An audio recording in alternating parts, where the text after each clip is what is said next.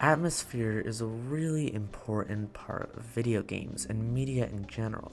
It will determine how you remember that piece of media. However, today I really want to talk about the atmosphere of a game most of you were probably not expecting, and that is the game Super Mario 64.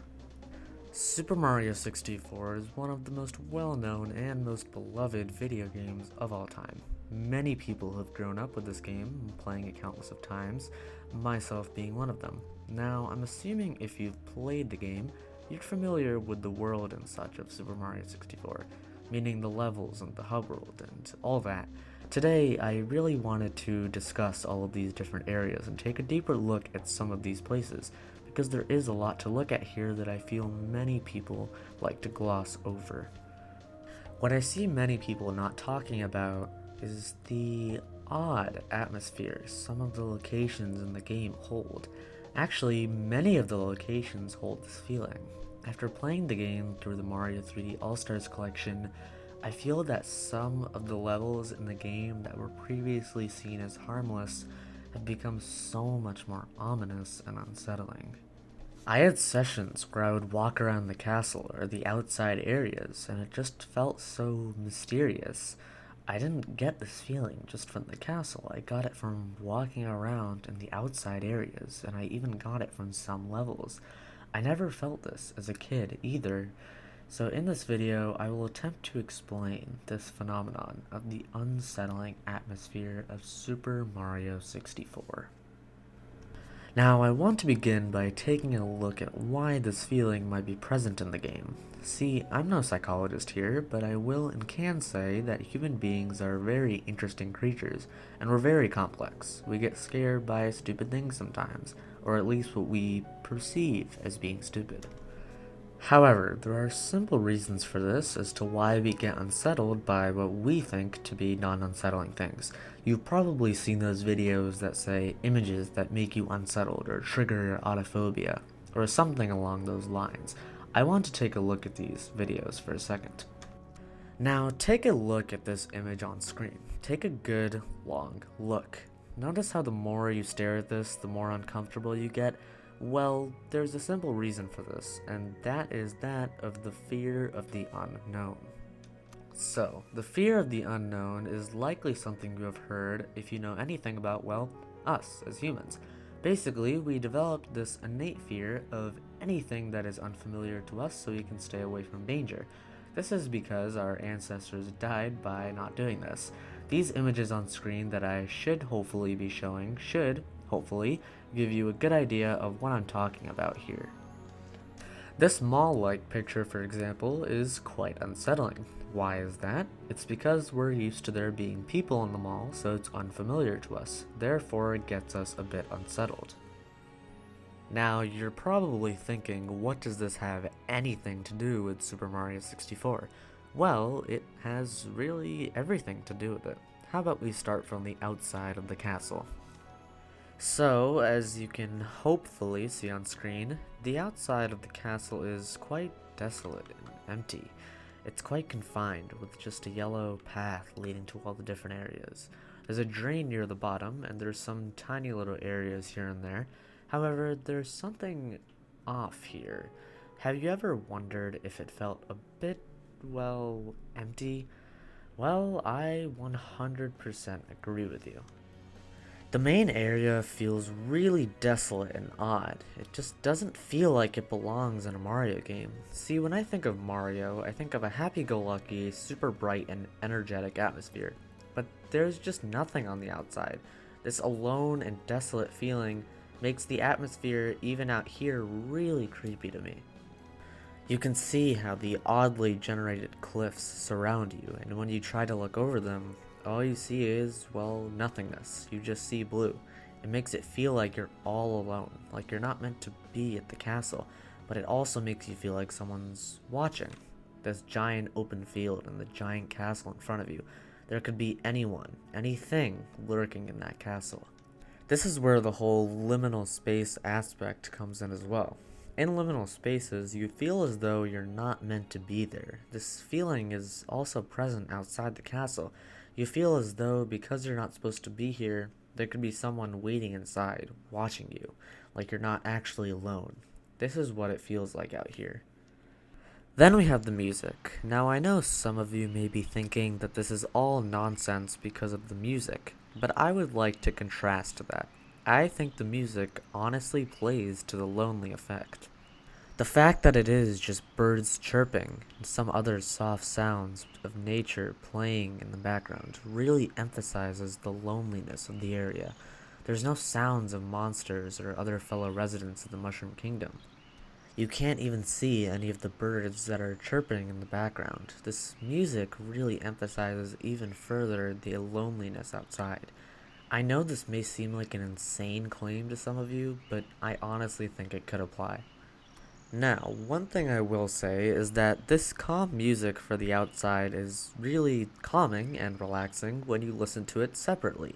However, when you combine it with running around the desolate and empty outside area for a lot of time, it can have a slightly different effect. This is the feeling I get whenever I take a look at those images that trigger autophobia videos. In the images, I feel as though someone could be lurking in the picture, hiding in the shadows, hiding in a little crevice I can't yet see, hiding really anywhere. It's really creepy indeed, and that feeling is just accentuated outside. With the music and the whole liminal feel, it just feels really off-putting. It just feels so lonely and empty. But we haven't even gotten to the levels and inside of the castle itself. Now, I really want to accentuate this lonely feeling point for most of the video, because this is honestly a core idea of why this game can be so unsettling. I feel as though there's just nothing around, nothing here, but because of this lonely feeling, you also feel like there is someone there watching you. Okay, so now we're at the main lobby, but honestly, the main lobby really isn't that remarkable for this feeling. The problem is with this toad in the main lobby. He isn't menacing or threatening in any way, visually or mentally. He's just a nice little toad chilling around. Because of this human-looking figure that is Toad, the main lobby honestly does not give off this lonely, mysterious feeling I was talking about earlier outside. You have another non-threatening, human-like presence in the area. If this main lobby had no one in it, it probably would give off a similar feeling to what I was talking about previously outside. However, because there is someone here, this automatically makes this area less creepy than outside. However, the deeper you go into the castle, the more unsettling it becomes. This is because of that I'm not supposed to be here thing I was talking about earlier. The deeper you go, the more it feels like you should not be here. The more it feels like there's someone watching as you get further away from any kind of person or civilization. The loneliness gets worse and worse the further away you go. When I traveled around this castle, I felt a strange sense of ominous feelings because it felt so lonely for a Mario game. Usually in Mario games today, at least for me, the areas are lively with many people and at least entities around. See, I feel the way, at least for me, the way you get me scared is when I'm isolated. The Mario 64 castle was probably not meant to be scary, I'd assume, but we'll get into that in just a second. However, because of the lack of, well, anyone or anything, it can be really ominous traveling through here. That lonely feeling I was talking about earlier hopefully is making more sense now, because that is a core element of why the game is so unsettling. Like the stairs and hallways leading up to the Bowser stages can be really weird at times. The seemingly endless red stairs, the long hallway that goes straight, only leading you to the painting itself. The hallways and stairs are all empty, with no one around. This loneliness is also accentuated here, and makes these hallways and stairs to the Bowser level really creepy to me. Another thing to touch on is the architecture of the castle itself. The whole architecture of the castle, especially in the deeper areas, feels really just odd and empty like I was talking about before outside. It's not that it's bizarre, just a little too basic for a Mario game in my opinion, and that's what makes it just a bit off-putting. with these simple walls surrounding you with not many textures or wacky designs on them, the plain red carpets that seemingly never end and lead in endless directions. Let's go back to the Bowser Hall again. The architecture here is really plain. It's just plain red carpets on the floor, with brown cracked-like walls surrounding you. I know that these may seem like ridiculous things to draw relations to, but I feel it really proves the point of the whole lonely and weird atmosphere this game holds from the architecture. Now, if this was intentional or not, I don't know, but to me, it does feel slightly present. To me, I expect most Mario games to have wacky and colorful, lively designs for architecture in the game. Unless the game specifically presents to me that it is attempting to be more dark and serious, I do hold this expectation. This game, however, has very simple textures and such. Now, this is most likely because of the time the game was released in, so the 3D textures of architecture probably weren't that great back then. However, that still does nonetheless make it a bit strange to walk in some of these areas of the castle. The whole vibe of the place just feels really off, in my opinion. That's not to say that the entirety of the castle has an off feeling to it just because of the architecture, but some places like long stretches of hallways and some of the endless stairs can be a bit weird and, I guess, creepy to me. I also want to briefly touch upon this area right here before we get into some other things. The famous Mario 64 location that holds the famous star statue that has the illegible text written on it. This star statue is quite vital in the mysteriousness of this area. See, this star is iconic because of the L is real theory that has surrounded this game ever since it was released, and only recently has it been solved. However, because of it being an unsolved mystery for so long, this area felt so mysterious because we haven't really solved the mystery of the star. Now, this segues perfectly into the next part of the video. See, I know at least some of you will be thinking that everything I'm saying here is completely nonsense, which, I mean, I don't blame you, because some of these theories are pretty far-fetched, but I feel there's a certain external element here that plays into the unsettling atmosphere. What I'm talking about here is the Super Mario 64 Iceberg. If you're not aware of what the Mario 64 Iceberg is, let me give you a brief explanation. It's basically an iceberg of the Super Mario 64 theories. At the top of the iceberg, you have theories that most people who play Super Mario 64 know about. However, the further down the iceberg you go, the more unknown and, I guess, far-fetched the theories become. There's a really good video on it that I'll put in the description of the video, and I'll probably put it up on screen. But if you want to know what it's called just the Super Mario 64 Iceberg Explained, or something along those lines. It goes much more in depth in that video than my half-baked explanation here. Anyway, this iceberg I feel has a lot to do with why I feel this way about the game, and why this video and thought even occurred to me.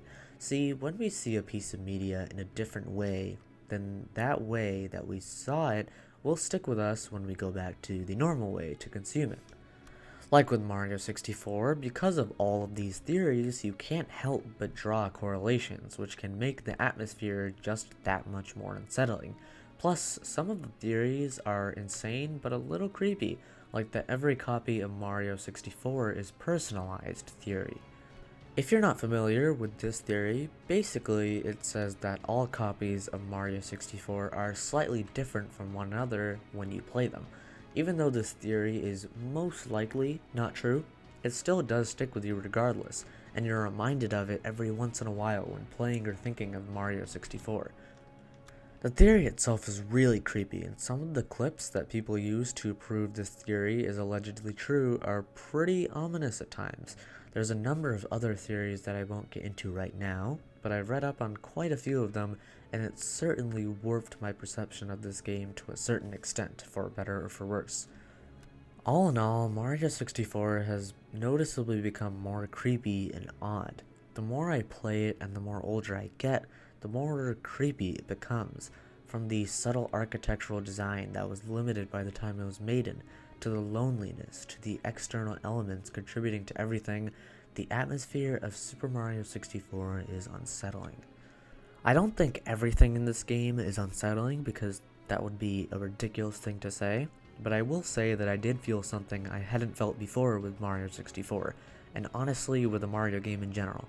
It's very unique, and it seems like this feeling won't really be present again in a Mario game because, well, I think it's safe to say that Nintendo has their shit together for developing Mario games now.